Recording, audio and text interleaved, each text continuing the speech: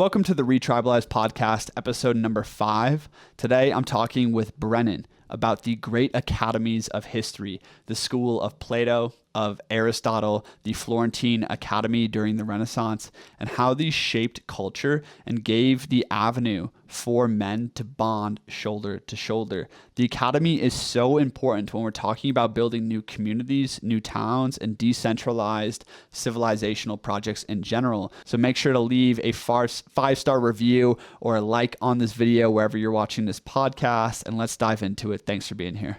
It's great to be here with you. And like you said, I'm happy to collaborate with you on these projects. By trade, I work in business. I'm a program manager at a large professional services firm that provides consulting services to B2B clients. But I also think the projects that we're working on together, like the ReTribalize project, is so important at this time. And as you've talked about in some of your recent videos, we're going through this period of deep social dislocation. People are feeling atomized, people are feeling lonely, there's a breakdown of communities.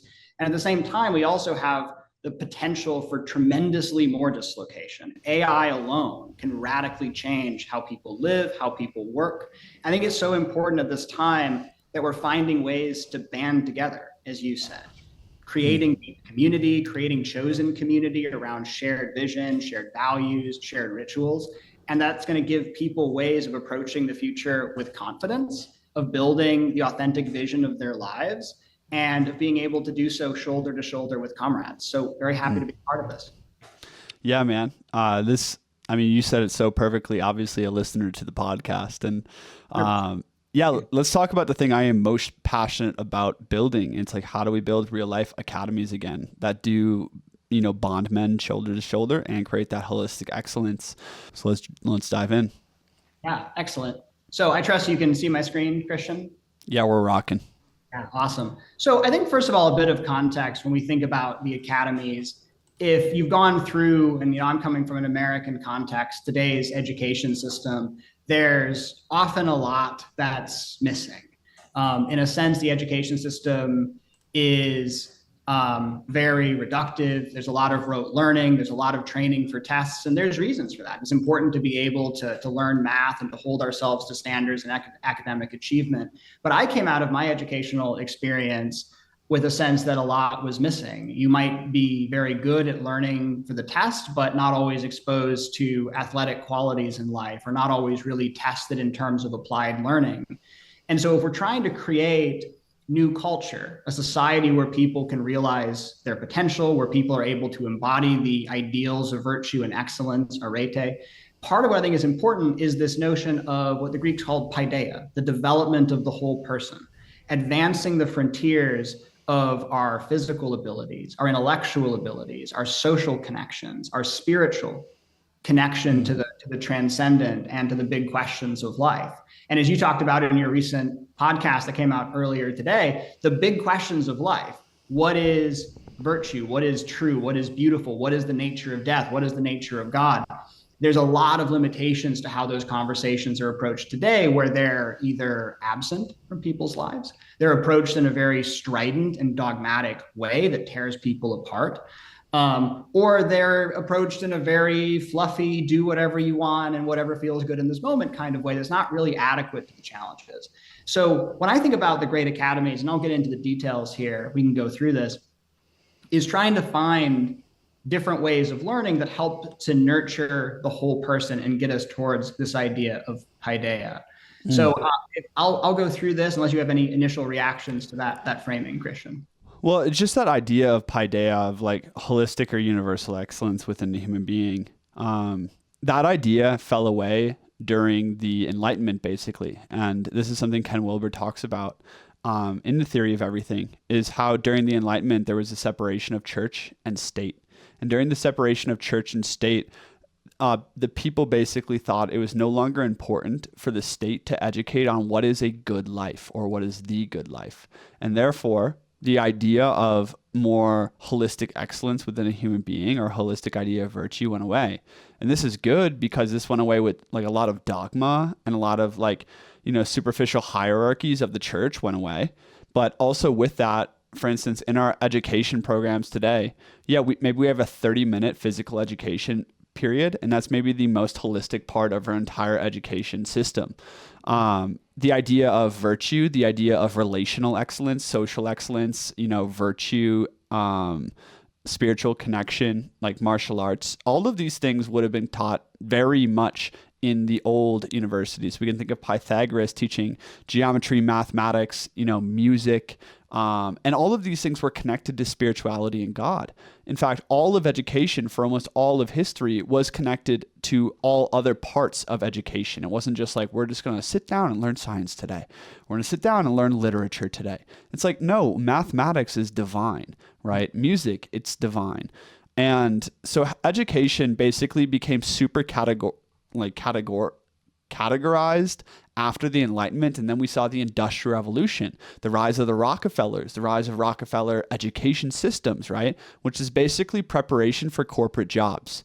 So what we want to do today is look at the great selection of academies of the past, being Plato's Academy, the Agoge of Sparta, the Lyceum of Aristotle, and the Florentine Academy of Italy, which was basically the foundation of the Renaissance.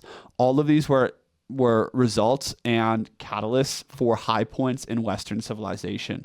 So I think the idea of an academy is so inspiring. In fact, my entire life reading fantasy books, every single night I basically dream of an academy like this. This is like so deep in my psyche, and I think in the psyche of males in general. So beautiful. Let's dive in. Yeah, no, I think that's great. And you, you mentioned something like physical education. My physical education was very anemic when I was a kid. I was not an athletic child. I was in some ways tortured by gym class because I had to try to play kickball without really any great instruction. And I think people can get cut off from those areas of life, then have to rediscover them later. So trying to find ways of nurturing the whole person is very important. And I think also to try to think about how can we take the energies that have been unleashed by the Enlightenment, by deeper scientific understanding, by the sense of empiricism that you get from people like Francis Bacon, to give us a kind of Promethean power to shape our world, because we only met because of the technological capabilities of the modern world.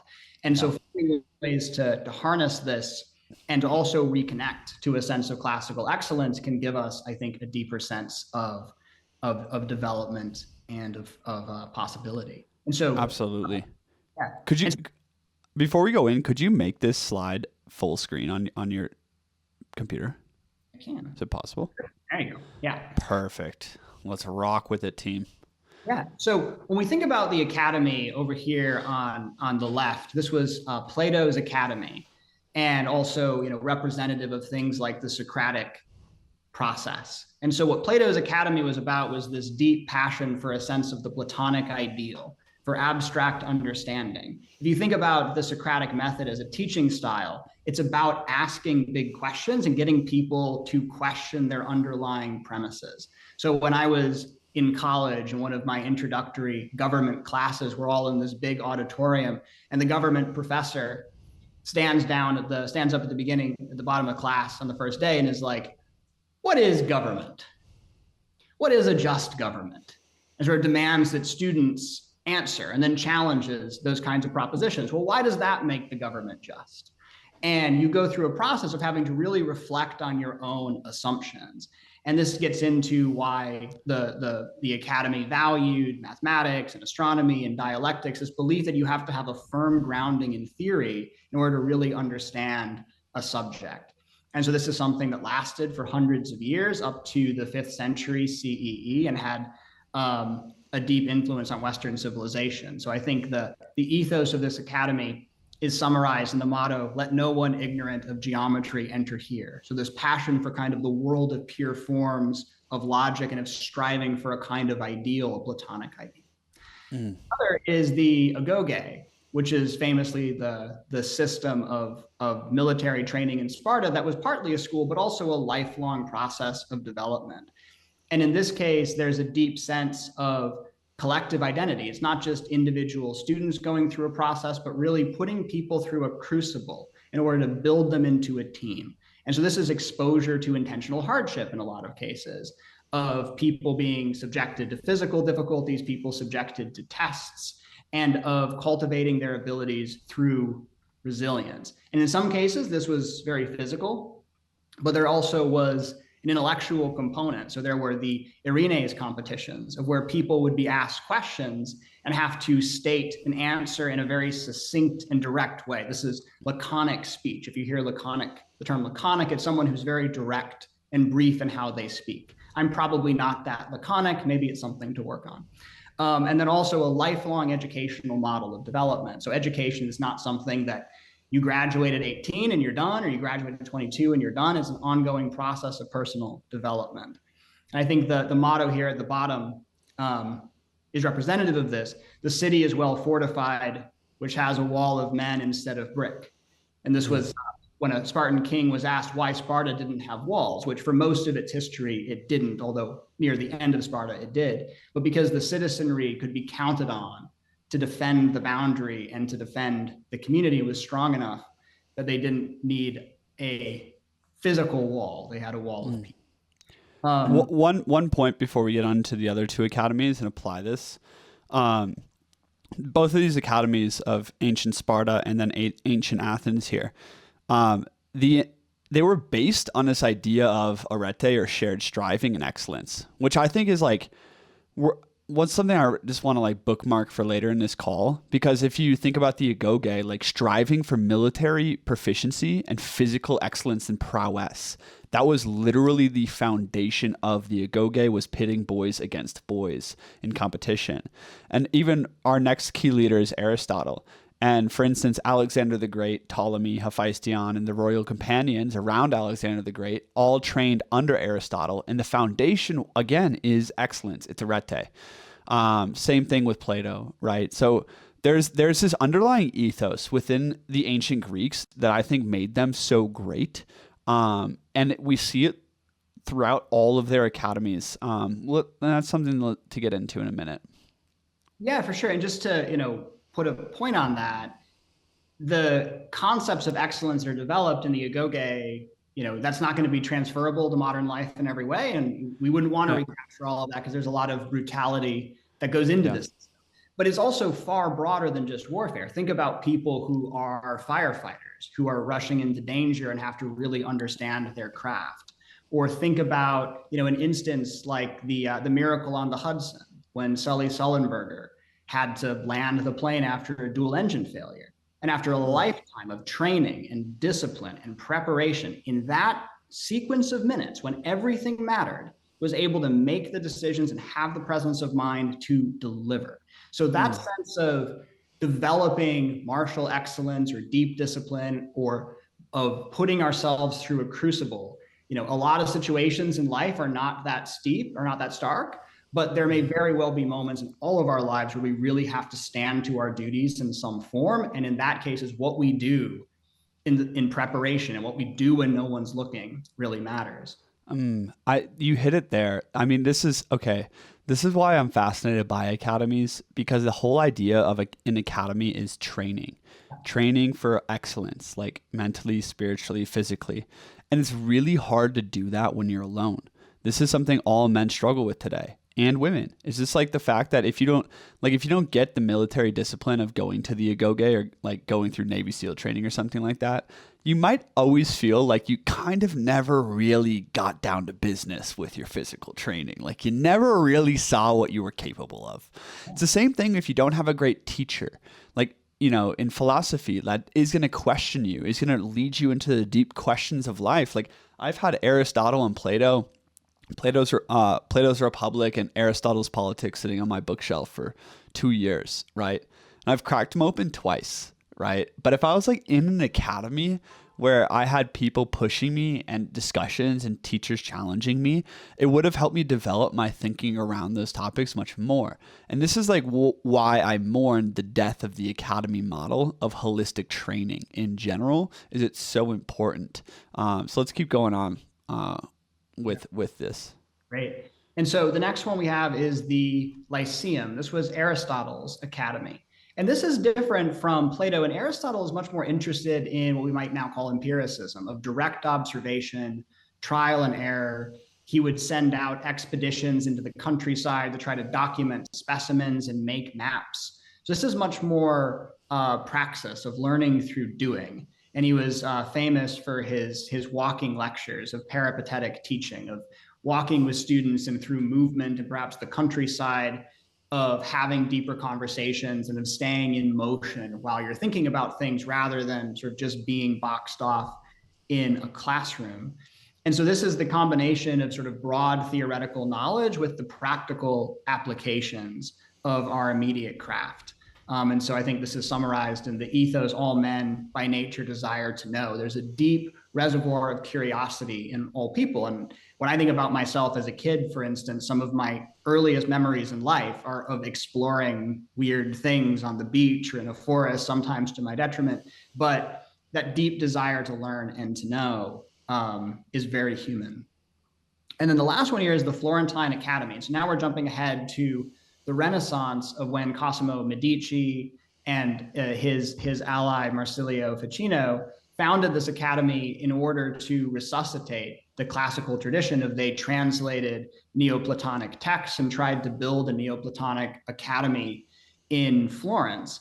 And so this was an effort at revitalizing classical wisdom, but this school also was very connected to the development of the arts, to the philosophies, to science, and of a deep sense of aesthetic appreciation. So there were people inspired by the academy like Sandro Botticelli, where the artwork they're creating in Renaissance art is often an effort to express a kind of Platonic ideal. And so here we see it's not just the expression of ideals in abstract concepts or rhetoric or even action, but of visual representations and of the manifestation of our ideals in our art, in our architecture, in the world around us. And then also of building community to have this kind of aesthetic appreciation. So they would get together in informal gatherings in Florence and discuss poetry and discuss art and to deepen their appreciation through that community. And so that's the motto of nourishing the divine spark within, that all people have a kind of creative spark and an ability to bring the divine into the world. In religious terms, this is sometimes known as hierophany, the ability to manifest the divine or to appreciate the sacred and the divine in physical manifestations and in the world around us. So I'll pause there if you have any reactions to these last two.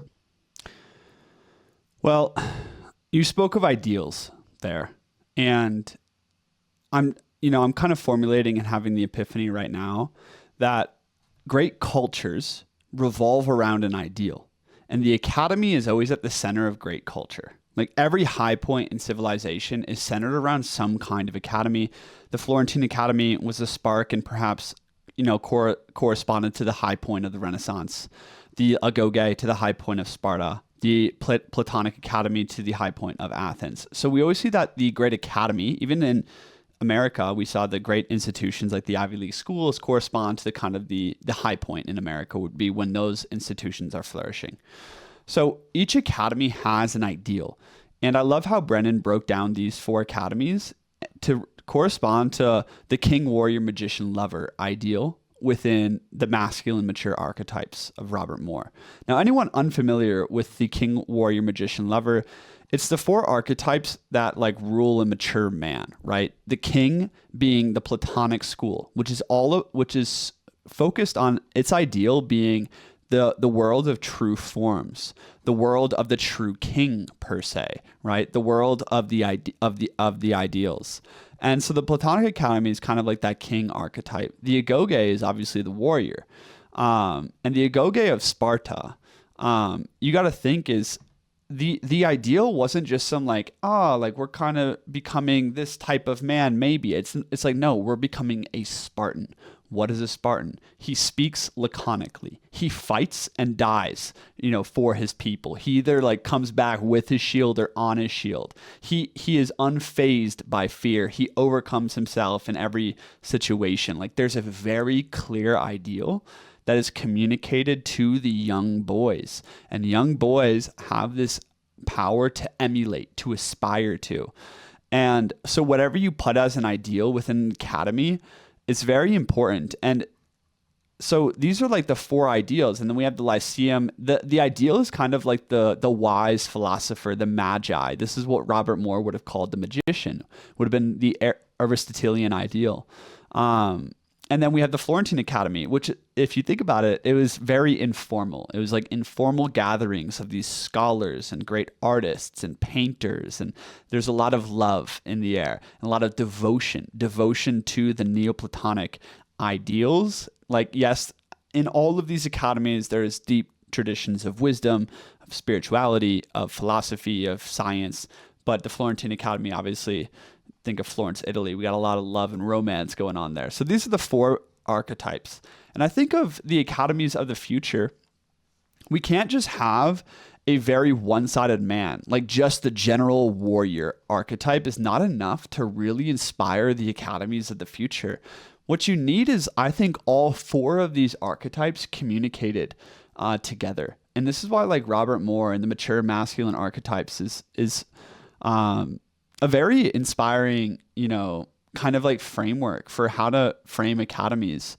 And yeah, I was just thinking about that. You can't really have an academy. You can't really have higher culture if you don't have an ideal you're striving for. And this is what I see as the issue with modernity, is we are too wishy-washy. We are too lukewarm to actually set an ideal for ourselves and for our people. And therefore, we're just like, oh, we can try to be anything, right? In school, what do they tell you? Like, you can kind of just become anything. And yeah, that's cool. It's liberating for the individual, but it also lacks any structure. So these are kind of my thoughts on in terms of the academies. Yeah, and I think building off of that, one of the advantages of a framework like this is the objective is to try to integrate them into our own self-development. So we might have an area, sort of like the 4 masculine archetypes that you mentioned, where one resonates more with us than the others do. And so that points the way towards what perhaps needs to be developed. As we think about the articulated here, somebody who's very connected to the Platonic way of thinking might have a sense of ideals, they might have a vision they're striving for, they might be very theoretical. Perhaps we've known professors that are like that. But at the same time, if they don't have a kind of practical understanding, then it's going to be hard for them to manifest that in their life. They might become siloed in the ivory tower. And on the other hand, if you're somebody who's very technical, you're close to the grindstone, you're getting stuff done. There's a lot of people in government and business and technical professions who have that ability of really great skill and technical ability, but not always grappling with the bigger picture of why am I doing this? And so, like you mentioned with the way our education system says you can be anything, like, I think it's great that people can build their authentic self, but then it's like, how does that connect to the bigger picture of how are you serving the community? How are you serving the transcendent? Those kinds of questions get cut off if we don't have more of that connection to the Platonic. So I think this gives us a way of saying where are areas where we might need to become more imbalanced in our own self-development in actual education systems that are being built. How can all of these be developed? And then where, as a society, are we perhaps lacking these things, or where we need to go deeper into one area or another? Yeah, absolutely. I think I think there's a lot of key takeaways we can, or kind of like transition to from that point. I have some notes on AI, on the key takeaways of the academies, and problems with modern education, which we could transition to. But do you have any other points that you wanted to get into in terms of the great academies here? Yeah, I would think about when you're thinking about perhaps great leaders in history, the way in which they embodied different aspects of the masculine archetypes that we talked about, the king, warrior, lover, magician, and then perhaps ways in which those virtues can be embodied in education systems. So somebody like a great leader, Marcus Aurelius, was somebody who was able to shoulder the responsibilities of empire. He was somebody who wrestled with questions of justice. There was the famous episode during the rebellion of Aetius Cassius, where Marcus Aurelius put down the rebellion. But at the same time, when his advisors or his agents found letters that may have broadly implicated family members and others, he had the letters burned and said, a ruler doesn't need to know what subjects say about him in private. And it was a sense of restraint of, once the threat to the community had been neutralized, he brought his power back and he was able to restrain himself rather than acting in a vengeful way. So often the people that we see in history are people who can embody a diversity of these different kinds of ideas and of the archetypes. And so finding ways for an academy to nurture those qualities in individuals and in communities can allow people to be more effective when they step into leadership positions or whatever contribution they're making in society. Yeah, I mean, absolutely. And this is why, you know, for individuals out there, it's just so important that as we speak to leaders on this channel, and it's so important that leaders like develop the academy inside of themselves, like really like go to work, you know, in your own agoge, in your own Lyceum, in your own Florentine Academy, and develop yourself into the leader you could be. Because it is that young men and young women, and, you know, especially like the boys in your school and in your towns and communities of the future will seek to emulate. We always seek to emulate greatness when we're young. That is like the mark of a healthy young male. This is why Alexander the Great went around calling himself Achilles. His mom called him Achilles. He got so deep into his psyche that he wanted to be Achilles that he became greater than Achilles, right? So it's literally like this power of emulation within young males is so important, and this is what the academy is set up to do. It's supposed to give something to emulate to young people, right? And then have leaders who embody that in ways. And I think that's really important. The idea of emulation is so critical, and in the modern world, we often have the opposite idea, which is don't emulate and don't put pressure on yourself, where there's a kind of rebellion against standards because standards creates the potential for pressure or that we might not meet it. And at the same time, I think even though comparison can become a trap, like I can't be anybody else. I can be me. I don't want to mimic anybody else. But I also love seeing other people succeed. And I want to learn from people who have skills and abilities that I lack.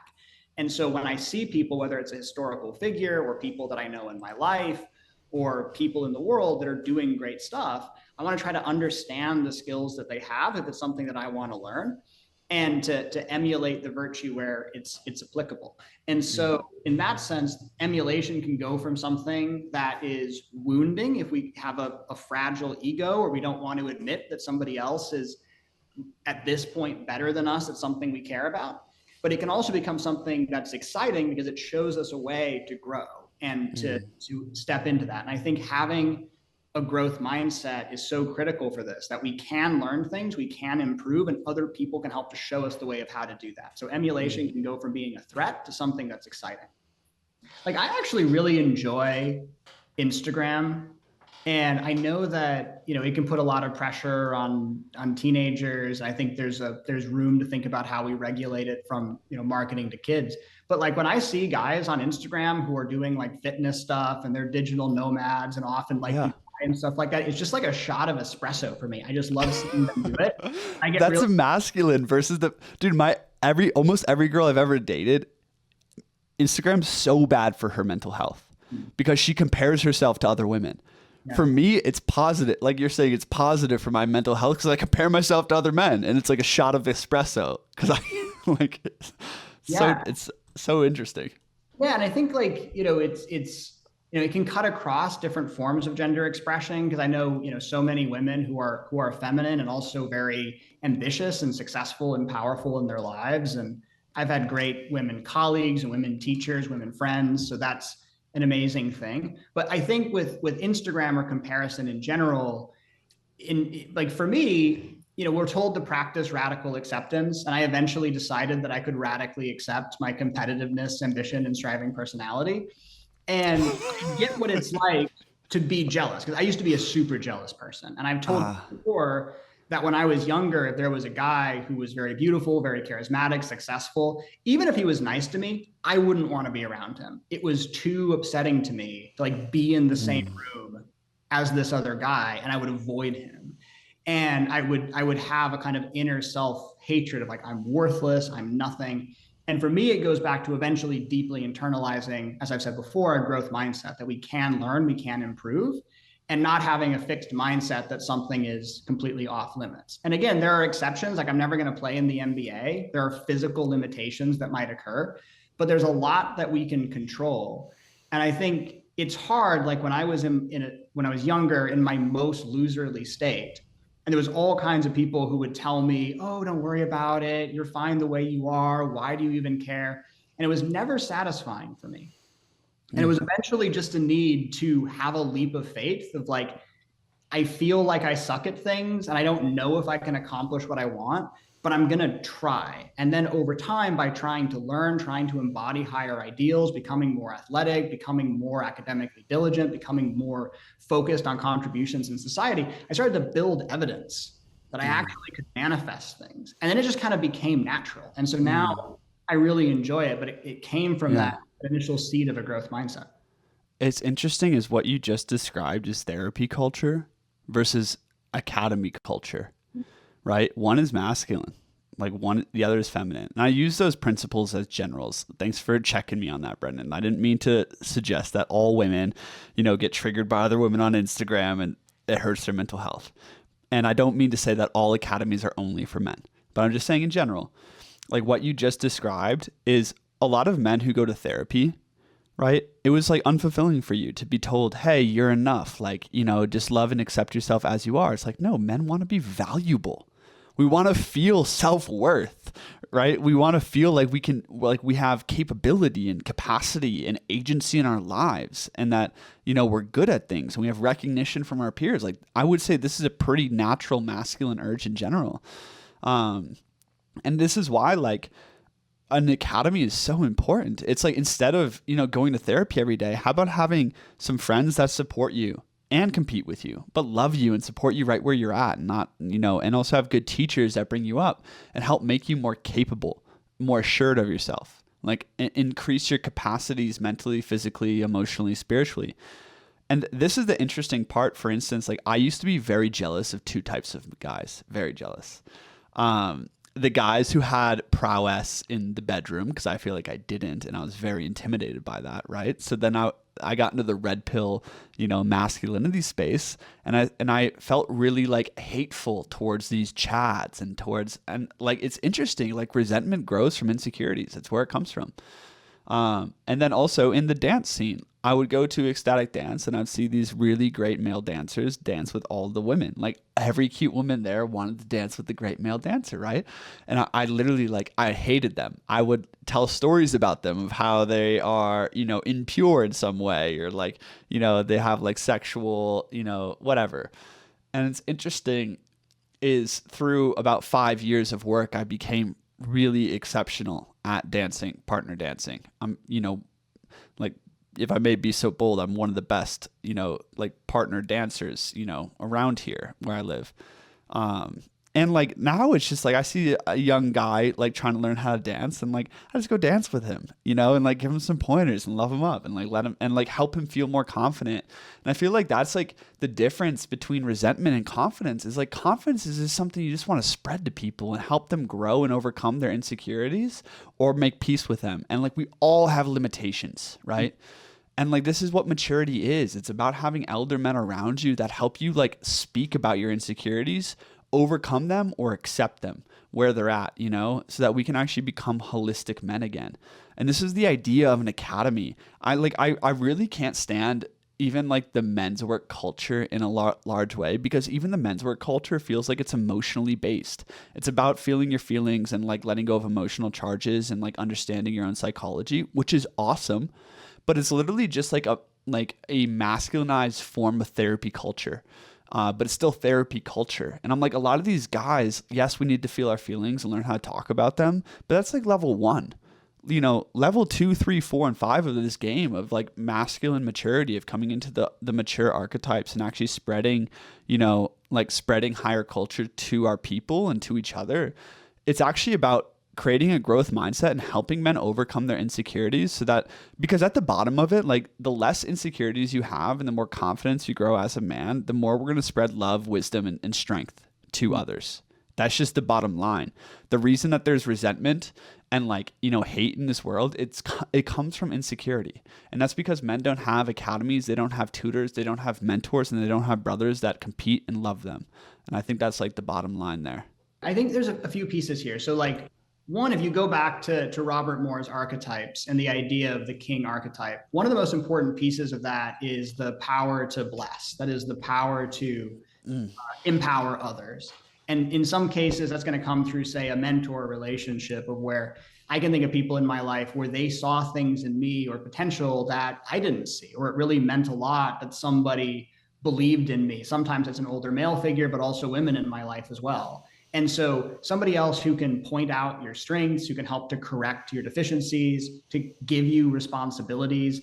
In my career, I've had many amazing supervisors over the years who have been very helpful in positioning me for greater success. And so part of the king archetype is once we're on this journey of achieving our own strength, our own success, what are we then doing to lift people up behind us so that they can have that opportunity and to bring them onto the team? So that's the, like, paradoxically, the inclusive aristocracy of like, yes, strive for virtue, excellence, and paideia, but lift people up in the process and celebrate their success and make that possible.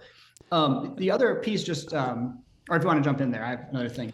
Go for it. I just one thing on blessing. Elliot Hulse, like one of the leaders in the men's space, probably, he texted me the other day, and was like, dude, I love your content. I've been following your videos. And like, I just felt this jolt of energy for days from that one blessing from a king, as like, man, I've looked up to this guy for 10 years and he texted me, like that I'm doing a great job. And I do this to young men all around me all the time, in dance, in martial arts, on YouTube, in the men's academy.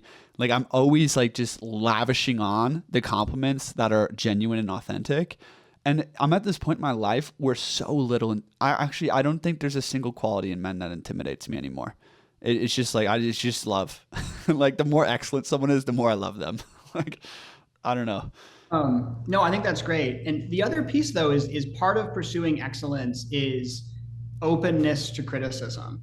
And so I think when we think about, the investigative journalists you mentioned, I think a lot of our political culture today, our meta-political culture, is very mean-spirited of trying to tear other people down. One of the degenerated forms of the warrior archetype in Moore's model is the sadist.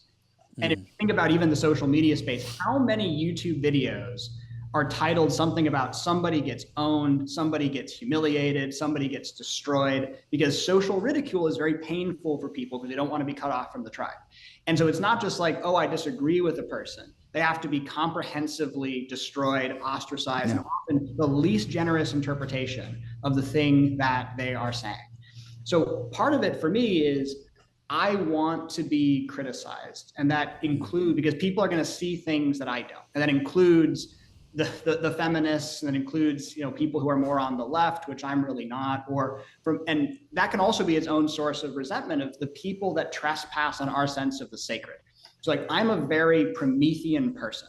I love technology, I love curiosity, I love knowledge, I love space things like SpaceX and this kind of stuff. Like this is deeply rooted in my inner child. And so for people who are like deep ecologists, like Arne Nice and these people who have just contempt for technology and the Promethean, it's very infuriating. It's just really infuriating. And so I make myself try to understand these folks and get in touch with like where they're coming from and what they're doing. And that's not an easy thing to do, but I've benefited a lot from doing it. And I'm not saying that the truth is always in the middle or that everyone's always, everything's always equal. But even if you don't agree with your adversaries, developing a deep ability to understand where they're coming from can create greater empathy. It helps to point out our blind spots. And often we find out that people we initially hate are not actually so evil. We might not agree with them entirely, but we can develop deeper love for what they're doing. And that gets back to Ken Wilber's integral theory of how do you start to treat the different pieces of different kinds of political sensibilities as being additive. So sometimes, the left can be overly contemptuous of excellence. And it's like, oh, the people who are succeeding in society, they're all just Nepo babies and they don't really do anything. But it's also useful to have people that are criticizing those in power and challenging them to be better. And like, what kind of social purpose is private equity really living up to? And often that kind of criticism, if you think about in the progressive era of critical journalism, that was very important. And so I think there's a way to channel that constructively, but it's how do you, again, go back to a higher ideal of what criticism of power might look like, and perhaps less resentful, less mean-spirited, and solipsistic than we see today. Mm. Yeah. Yeah. Absolutely. I mean, I love that model of the left is more concerned with societal causes versus the right being more concerned with internal causes, right? So they're more focused on like personal virtue and family values, while the left is more focused on collective and societal functions and values. And yeah, there's a lot of overlap and crossover. But anyone who hasn't read Ken Wilber, Theory of Everything, very powerful models for building community and building towns. I think it's, we're gonna keep ripping on it throughout these podcasts, but it's very, very powerful. I wanted to say one other thing on criticism. So this actually gets into building community and leadership. So again, this podcast is for leaders out there. I can't even tell you how many times I have been sat down by men I respect, by women I respect, by brotherhoods I have literally cultivated and built, and just been torn to shreds, like as a human being. And this is actually another reason that I feel so capable of handling conflict, is because I dated a woman that needed to have a clearing with me every 2 weeks, and would just literally just shred apart the weaknesses of my personality all the time. There's no hiding from that. Like a really good woman can do that, and especially if she didn't do it with the most kindness. The woman I was dating for a long time, and women can do that very manipulative sometimes. But it's the power of the oracle. It's the power to see, the power to have intuition and to guide kings. So back in the ancient world, right, the kings, the princes, the war leaders, they would go to the oracle, right? Like Alexander went to the oracle of Delphi before conquering Persia, right? Like this happened universally everywhere, is like the Germanic kings would seek out the oracle of their queen or the oracle of their tribe before doing things. And also these oracles were the only people other than the jester that would really check the king, right? So like the jester would check the king and like make fun of him, the king's wit, right? But also the oracle would. And the oracle would give, kings feedback, would give leaders feedback. And I also think we need to expand this role to our community itself, and as men, be able to receive criticism. But again, you can't truly receive criticism if you are insecure. It's impossible. You're always going to be defensive. You're going to react to it. It's just the nature of life. And this is why academies are important, because we're trying to create secure men who are holistically excellent, so they have nothing to hide. When you have nothing to hide, and you are open with who you are, this is really the role of a king in my mind. As a king, what is a king? A king exudes openness, spiritual well-being, peace inside, wisdom in his affairs, right? So it's like that archetype of the king, that openness to receive, But anyways, that was I'll get off my high horse now. I know, but I agree. You are an S-tier cult leader, I'm sure. S-tier cult leader. But a few things to build on there. In terms of criticism, like I get how hard criticism can be. And in your recent video on your main channel, you made the video about sensitive young men. And I come from a very sensitive kind of disposition. Like it's hard to take criticism, and I get easily wounded by criticism, which is why I make myself accept it and expose myself to it so that I can get better. And getting better at taking criticism and feedback is also something that can be learned over time. So as you're, watching this video out there, I want your most vicious personal attacks. Don't dislike the video. That'll fuck up the algorithm. Just insult me in the comments. It will make me a better person. But something else to think about is also, how do you embody that in community? If you think about the king archetype, the king has a wise counsel around him. And of finding people in your life who are going to represent different kinds of perspectives and energies that can balance you out. So think about who's the counsel in your life of people that are going to give you feedback, people that you're inviting to give you feedback, that can represent different kinds of perspectives, because we can do a lot when we think about holding ourselves to high standards. We can use our inner critic in a constructive way. It's not always constructive, but it can be constructive. But also there's no substitute for third-party feedback. And then the last thing you mentioned, this broader picture of retribalizing. I think what's the great opportunity for us is we have more opportunity because of modern technology to build chosen and intentional communities rather than just kind of falling into a particular social circle. So I think that gives us space to try to be clear about what's the vision for a particular community that we want to embody. And in this conversation, we've been talking about the heroic and the transcendent and putting up the flag for people who want to join that. And at the same time, if you're listening to this and perhaps want a different kind of community, you want something that's more egalitarian and more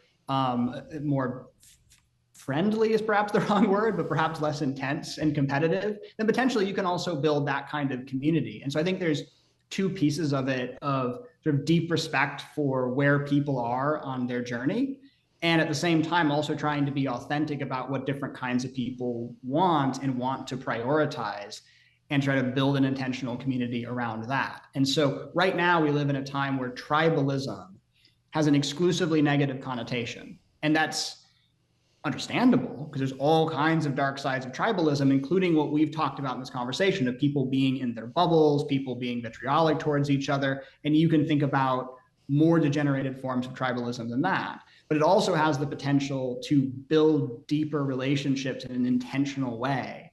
And in a time where people feel very atomized, where society is changing at a very rapid pace, trying to unite people in deep community, deep comradeship, that kind of stuff is often missing from the options people have today, where like maybe you hopefully have a good job and a family, and that's important. But this deeper sense of having third spaces in society, or of having a broader kind of community beyond just our immediate job and our immediate family, and actually creating a community that's aligned with what we want and our highest ideals, that's often missing. And I think we have the opportunity to rebuild that. Thank you. Brennan, you're amazing because you contain more perspectives than me and can balance me out. And I appreciate that. And like, this is when it comes to the 4 archetypes, like I think you embody more of the magician than me, which is awesome. And like, this is, for any leaders out there who are looking to build a team, surround yourself with the king, warrior, magician, and a lover. Like, get the 4 on your side, right? Because, for instance, like, yeah, I might embody, more of like the king qualities, but it's also like, it leaves me open and blind in other areas. And you said something there that's really important, is that these new communities that are going to rise, like through the power of the internet, we can filter the whole world to find like-minded people. We can't, there's so many moral problems with modernity and so many cultural problems with modernity. It's so easy to find your little flag you want to plant and build a community around that. And also, we have this opportunity to decentralize with this new technology like the internet, airplanes, solar panels, off-grid living, like whatever you want to do, we can actually build new communities, villages, towns, intentional communities again. And this is going to be the future as people are longing for belonging. We all need this so deeply, a shared sense of this is who we are, that's where we're going, and we're a team, and we love and support each other on the way there. So in that whole system, what we just talked about, like you can build your community based off your own value system. Yes, I lean more towards like an aristocratic value system in general, but I also understand the role of the feminine, of more of the egalitarian inclusion. And I think that's so important inside the community. I think there's both. You have to balance the opposites. You have to create the tension that's very generative, as Brennan says. So with that being said, I think the academy, why we're talking about academies today, is I think the academy is the foundation of real tribes and communities and successful towns of the future, because it's about education. And it's through your education system that you communicate an ideal to the children and determine who they become, what they come to venerate. And whatever children come to venerate, they become like, they become similar to, right? And this is why we saw in the Agoge, right, the veneration of the ideal Spartan generated Spartans. It's the same thing with Alexander. Aristotle was trying to teach him to be a great king. What did Alexander become? He literally became the great king of Persia, right? So it's very interesting. It's like whatever children emulate, they become like. So this is why the academy is the foundation of culture. And then if you get that idea correct in your town, or whatever you want to build, or whatever whatever project you join, where was I going with that? I was going somewhere. I forget. Um, Well, so to pick up on that, I think one way to think about the role of the academies is, the problems in our society can often just feel so big. Like, what do yeah. we do as individuals about the kinds of economic problems that we're seeing, or AI, or great power competition in the 21st century? Like, but the place to start, I think, is even at an individual level of what are you doing to start to band together with comrades and to create a microcosm of the ideal that you want to see? Because there's very little that we as singular lone wolf individuals can do. I mean, there's individual genius, I love it, and all the rest, but we're so much more powerful when we band together in communities. And we've talked about, for instance, the Florentine Academy in the course of this conversation, and sort of individuals, the Medicis and Ficino, and people getting together in poetry discussions, created a little microcosm that helped to inspire reverberations beyond that, of people creating art, people creating different kinds of literature, providing inspiration, creating a wellspring for a broader transformation. So if we are trying to create perhaps a new Florence as a wellspring for a new Renaissance, it starts small with a kind of microcosm in an entrepreneurial way. And then that helps to show people and to develop what's possible.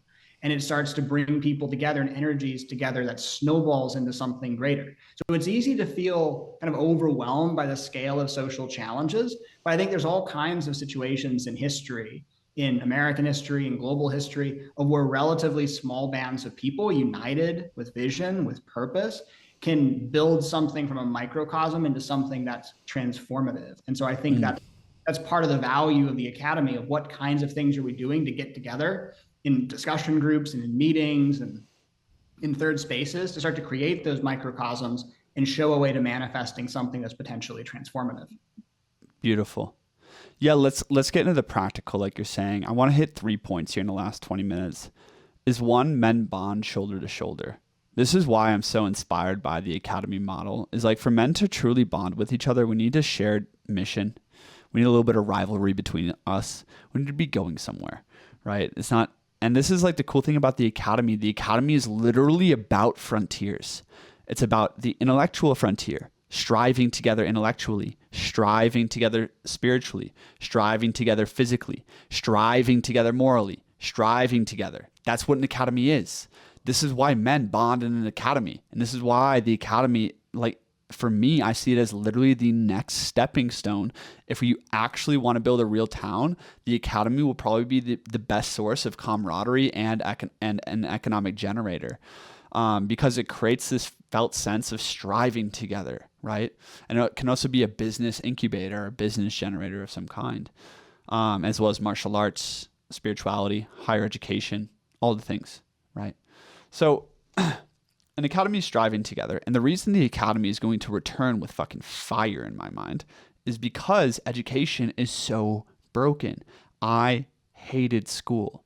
Most people hate school. And yet I look back at it and I still long to be in school. I long to be surrounded by peers, by people who are going in the same direction. Like, it's so hard to find a circle of peers in a modern day, and especially a place where you can go to actually have discipline in who you want to become. That helps you craft an image, a higher self image for who you want to become, and helps you get there. That's what an academy is for. It's not just communicating one ideal. It's helping you craft a higher self image, helping you come into the authenticity and be generative in your path there. So anyways, this is where I want to kind of transition into talk about AI specialization, unless you had something to add there. Yeah, I think the last one thing on that, though, is I think a lot of people are striving for comradeship and often finding some piece of it. So, like, if you think about a lot of the sort of hustle culture space, and I like a lot of that stuff. I like Alex Hormozy and these kinds of things, and I get a lot of value out of it. But I think a lot of it is like a striving for entrepreneurship or professional success, because that provides a kind of comradeship. And like in my professional life, I have great colleagues and they understand me in a lot of ways. But those kinds of relationships are often limited in various ways. We're not always together. We don't have proximity. There's boundaries between the personal and the professional that are hard to navigate. And so I think people find pieces of camaraderie, but it's hard to get the whole piece of it or the whole batch of it. And so I think that's part of what the vision you're articulating is able to do, of not just piecemeal, but trying to bring together a deep. Yeah. Yeah. I mean, that's like, especially if the academy can be a filtering tool. So let's say you built like a holistic school in the tropics, and then you had 8 teachers, 6 teachers, like a really minimal viable product. This is my dream, right? Have like 8 highly aligned leaders, have a holistic school, and use this as a funnel, right? And in there's one martial arts teacher, one teacher of physics and science, one teacher of spirituality, right?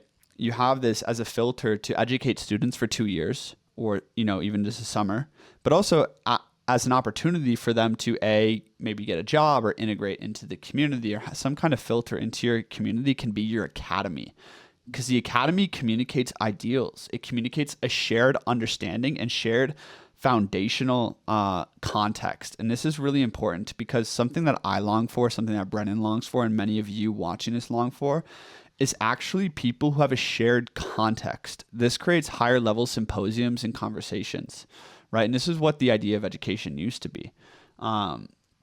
Is like in the symposiums of Athens, for instance, these aristocrats would get together and they would discuss the finer points of philosophy, or the Iliad, or politics, or the gods, right? Or war, right? And they could only do that because they had shared context and shared education under their tutors, right? And so they could have these higher level conversations and debates, and then to go out and fight the war the next day and then celebrate all night. Like, there is a lot more of this bonding sense in them. And yes, like, I don't think we need to be going to war with swords and things of this nature to have real brotherhood. But it's cool to have shared context again, to actually explore the deeper truths of the metaphysical world, the physical world of your body, and these kinds of things. So that's one thing I wanted to state about academies. It creates shared context for higher level conversations and higher level learning and higher level development. And it's also the filter into the world.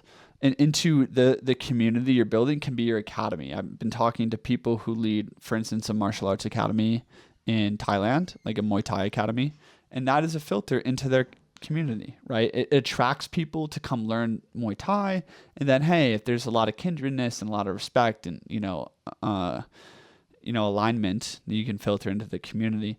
So this brings us to why I think academies are actually really important for the future. Is education sucks, and AI is going to replace all the specialized shit. It's already as good as a mediocre X-ray radiologist. It's already as good as a mediocre coder, right? Like AI is already that good, right? So in the future, a lot of our education is irrelevant. I think anyone could harp on this hard, but I'm going to pass it over to Brennan. Just wanted to transition to AI a little bit here. Yeah, I mean, I think AI is a remarkable thing. I spend a lot of time with AI, with Claude Sonnet 3.7. Definitely, he's a very very close pal of mine, Claude. And so it's a remarkable tool for learning, of being able to sit down and you can learn coding, you can learn about any given subject, and then you get into all the different kinds of multimodality features of these platforms, and it's very easy to accelerate our own development. There's risks as well, because we can become dependent on it and lose critical thinking and things like that. So it's not an unvarnished positive. Technology always casts a shadow that we need to be aware of and mitigate. But used wisely, AI gives us more power than ever before to learn, build, and create whatever we can imagine. And so when you think about it in the context of an education system, there's a lot of ways in which that can help us. So it gives us a way, certainly from like a Platonic standpoint and an Aristotelian standpoint, or also the kind of Florentine academy we talked about, to explore different topics and to learn. But also over time, think about ways in which AI will transform things more broadly. So we'll see a fusion of AI and robotics, where if you're following what Tesla's doing or Boston Dynamics is doing, building very sophisticated robotic systems, you can have AI that is eventually on a robot like that, that's sitting there teaching you, that's your own personal fitness coach. So instead of having to go to a gym and get a trainer, it's somebody who is like an Olympic quality trainer who can put you through a whole different program and to customize it for you. So I think AI gives people a tremendous wellspring to learn from, and the future is huge for what it can become. Yeah. This is a much bigger conversation. I just realized cracking open the can of worms with like how AI is going to transform education. But I think maybe just like one final food for thought here. I know a lot of people are, either fully on the AI hype train, like AI is going to like change the entire job market in 3 years. Some people are much more skeptical of it. The bottom line is this: is any lecture I could get at a university, I could have Claude Sonnet write for me in a second. Any question I have can be answered at PhD level communication immediately. And like this changes how we teach kids.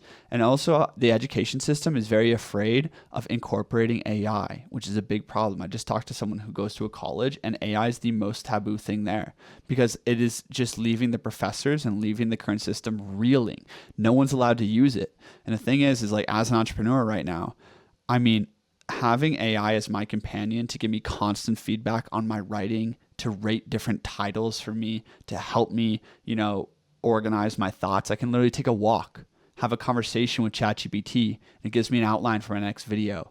And then I can fill in that outline, and ChatGPT is literally giving me feedback on my writing, comparing it to my old scripts. Like this capacity, I wrote a whole book, took me 2 years. I didn't get any feedback for 2 years.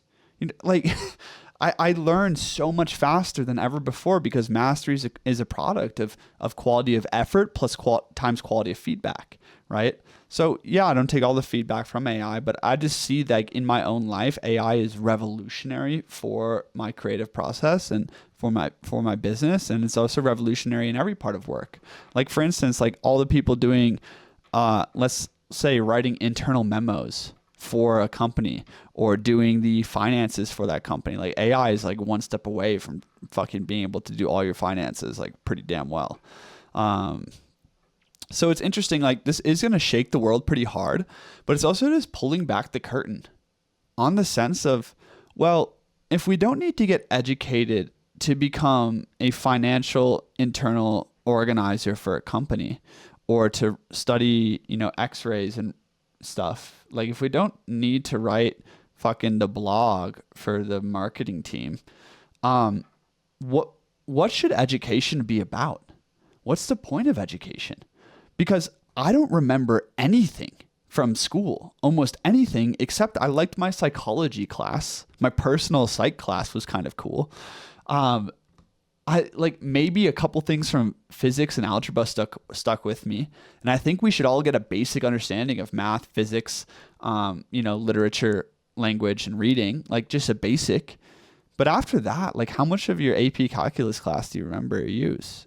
Nothing. And so it forces us to ask some pretty deep questions if the specifics don't matter anymore. The specialization of education is far less important.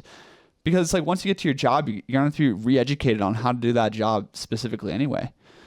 The question of education for me comes back to the perennial questions like, what is a good life? What's excellence mentally, spiritually, emotionally, physically, socially? Like that is the question of education now, I think. Yeah. Yeah, no, I think that's great. And going back to the topic of AI, I think AI is very challenging for people on an emotional level. And it was for me too, because it cuts to the heart in some ways of what makes us special as humans. And like for a lot of my life, like I was really good at knowing facts. Like that was what I was good at. Like I wasn't good at math. I didn't actually take AP calculus. I only got good at math later on.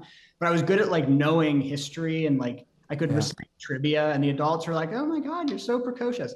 And so it was a source of validation. And I was a writer. And so these things become part of my identity. It's like I'm a writer and I know about history. And all of a sudden, Claude comes along and Claude's a smart guy and he knows all this stuff. And so that kind of textbook knowledge doesn't matter as much anymore. And so I think we talked about resentment earlier, but there's a deep sense of resentment towards AI that can come from a variety of sources. Some of it is genuinely difficult challenges of like, how do we deal with socioeconomic dislocations? How do we deal with issues of copyright and our artists, human artists getting properly compensated? And there's whole conversations about microtransactions and revitalization of IP laws, the topic for a different podcast. So there's real issues there, but some of it is a kind of resentment of it insults us in our identity when the things that we used to be good at are no longer as valuable. And so for me, I've had to go through a bit of an identity shift of really putting AI and other parts of my life as well more to the center than some of the other things. Is when I think about sort of the future of education, there's a few pieces. On one hand, it may involve deeper reconnection to things outside of technology. So it might be actually spending more time like outdoors in nature, being physical, being connected to the earth, not rejecting technology, but that frontier of reconnection. If we're able to do things faster because of AIs, I think we can.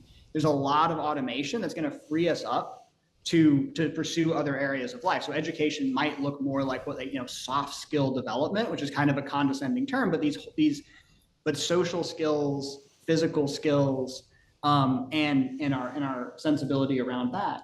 I think to your point, developing foundational knowledge is still going to be important because having a human in the loop is important. We run the risk with AI of we don't have critical thinking anymore if we become too dependent on it. So I think there's still a role of classical education so humans can interact with AI in an effective way. But as we think about the longer term, people are terrified about AI taking your job, and AI is going to take your job. It's going to take my job. Jobs are going to be transformed on some level. And so our jobs have to evolve. And I think there's a few pieces of it. On one hand, it might not be you have no job. It might be working with AI. You're 10 times more effective. You're an order of magnitude more effective. And so your job becomes sort of managing the systems that enable that. But I think it will also shift from work in the sense of the tasks we have to complete in a functionary or instrumental way towards volitional creation. It gives us the tools to create, like you mentioned, writing a book, or you have your main channel, artistic work, scientific projects, technical achievements, that it shortens the time from the thoughts we have in our head, from the imagination that we have to the vision that we can manifest. And so it's the transformation of work from chores to volitional creation that I think can become really exciting. And it's often what people are asking for, because it's like, well, I don't want to sit around and work 12 hours a day in a meat packing factory. It's like, okay, well, robots are eventually going to do that for you if we allow this to play out. And I don't want to spend 12 hours a day working on an Excel, although I do love Excel. But there are bots that will do those kinds of things that will allow me to do things that are more interesting. So I think if we harness the Promethean fire of AI in an intentional and prudent way, it's tremendously liberating to the human imagination and our society as a whole. Thank you. Yeah. I mean, what you said there about the resentment of like, damn, I was really smart and now AI is smarter than me. Right. And like, it's an identity attack. Imagine what academic professors are facing right now, who spent their whole life like getting really good at writing fucking Adderalled up autistic textbooks, right? That's like exactly the style of writing that Claude can do really well, like really well. Just as good as any professor is writing a textbook, because it's not a lot of style. There's not a lot of like personal meaning and voice in a textbook. It's very robotic, right? So like anyone who's like invested in becoming more robotic is fucked right now. That's like all of academia. And that's why they're so hesitant to implement AI, but also academia is totally unschooled in the things we've discussed. And like, how do you actually create greater meaning, virtue, excellence, ideals, community, belonging? Like these things matter a lot more. And this is why I see the rise of AI and the collapse of society, community, and shared identities. This simultaneous melting pot is the greatest opportunity in human history for creating new tribes, new communities, and new cultures, because people need it desperately. When they lose their insurance freaking finance job in the next 10 years and a robot replaces them, where are they going to source their meaning from? What are they going to want? Well, they're going to want what we've always wanted, and that is a shared people, a shared striving, a shared ideal, love, belonging, competition, excellence, like God. We want God, like as a people, and this is where leaders need to rise, is like, and I think we need to reimagine education with an eye to AI and human excellence again. And then we need to use this transition point, because it's like the crisis of AI and the crisis of the lack of belonging together, I would say, is the thing that's going to make people search for meaning. And if you're a leader, a great cult leader out there, you can position yourself to give it. So. Well, I think, you mentioned the academy. It's interesting. I know some professors. There's an economist I know who is very AI forward and is really trying to think through, how do I use AI to transform my research and my data analysis, my publications. So I think this person is going to be on the cutting edge of becoming the AI enabled scholar of the future and 10 times more effective. So my mindset, because everything I do is on some level going to get disrupted. So how do I drive deep integration of AI in my work, and to try to drive Schumpeterian creative destruction rather than resist it? Because I love it. I love AI. Yeah. I love the others. But the other piece I will say is, going back to the ReTribalize theme, is we do have in our world today communities that are predicated on rejection of some form of technology. So here in the US, we have the Amish that don't participate in technology past like 1845, which is the sweet spot for them. So I will say, when I said, AI will take your job, if you're not excited about this vision, you can create communities that are dedicated to more simpler forms of living, of where you're not engaging with technology in the same way. Not everyone's going to be in that camp. I want to be in a technology enabled society, but for some people that can be the thing that they're doing. And so there's an underlying commitment to human freedom that I think is important here, of allowing people to build the kinds of societies that they want and have the relationships with society, with technologies that they want. And in my capacity as an AI maximalist Promethean, I will make a sacred commitment to make sure people can build those kinds of communities and manifest it as they see fit. You're a legend, Brennan. What would you draw a line with AI superintelligence?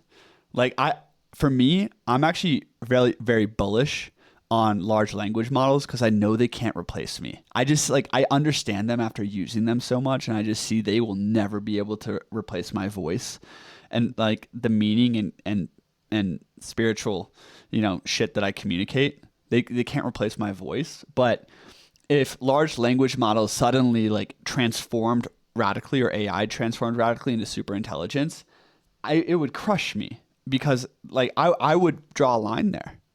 No, like our community, we're going to use large language models to essentially remove all the busy work of life, but we're still going to be volitional creators. But if superintelligence came along, it would be better than you at everything, right?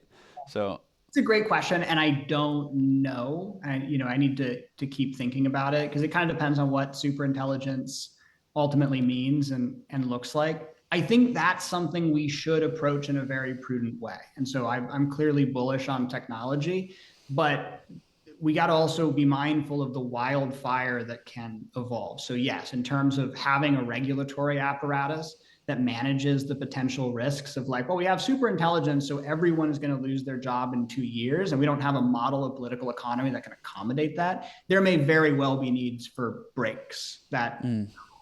Yeah. I'm also excited about the possibility of superintelligence, what it can create, and what it might look like to partner with that kind of superintelligence. And in some ways, there's still going to be certain advantages of being human, I suspect, and actually being embodied. And I don't know. There's a lot of debate in the AI community about how intelligent superintelligence can really get, or how much it will be sort of a simulacrum. So yes, totally. You're right that we should be prudent and not drive ourselves off a cliff, but I'm excited about what this can be. And it's an extension of, it's an achievement of humanity. It's an extension of human ingenuity that we've manifested. So I'm excited to see where that leads. And going back to the wise counsel idea, we got to get a lot of input to make sure people are thinking about it the right way. Totally. And I think that leaves us to just the actionable for people watching this. It's all about building it's about building your wolf packs. It's about building the wise counsel around you right now. And the Academy is interesting, because what the Academy represents, again, is just shared striving with your brothers. Like, that's what it is. So however we can create that, like me and Brennan are exemplifying that right now. This is shared striving together. We're striving for something higher. And this is what the Men's Academy is. And there's a link below if you do want to talk to me about it one-on-one and come and join conversations like this live with me and Brennan every Wednesday and a lot more. So there's a link below for the Men's Academy, which is also about shared striving. And in your own personal lives, it's like, how can you leverage the internet and your local circles to find men who want to strive with you in the business frontier, intellectual frontier, spiritual frontier? Like, we need to create this again. And by creating this, not only do we become better, we build stronger brotherhoods and we build brotherly love again. And this is the foundation for the academies, the tribes of the future. And yes, I'm probably have a masculine centric worldview on this. And like, I don't know how women do this, but women are already doing this really well. I noticed that women build, sisterhood a little bit easier than men build brotherhood. And that's because men don't have a shared mission anymore. And this is why I'm so bullish on the academy, because the academy is literally the structure of shared missions. Let's study Plato together. Let's build businesses together. Let's train martial arts together. Let's do spiritual practice together. Let's go make a freak ton of money together. Let's go to war together. Like, whatever it is, the academy is the structure for training for that endeavor. That's why the academy is always corresponds to high points in civilization, because the academy is about mastering frontiers. This is what I'm bullish on about academies in general. And yeah, drop your thoughts below about academies. I believe our next podcast, we're either going to go into Ken Wilber, and we're going to talk about the evolution of consciousness and the evolution of cultural consciousness across time and how this comes into building the communities of the future. Or if you want to go deeper into AI, drop a comment about that. Any final thoughts, Brennan? I love it. This is a great time, and I look forward to anyone else who wants to explore the frontiers with us and build an exceptional future. Come explore the frontiers. Come chat with me and Brennan in the Men's Academy. Link below for that. And make sure to subscribe to the ReTribalize podcast wherever you watch podcasts, my friends. Oh, and leave we're brand new, so leave a 5-star rating or whatever you got to do to help us out. Thanks for being here, guys. Peace.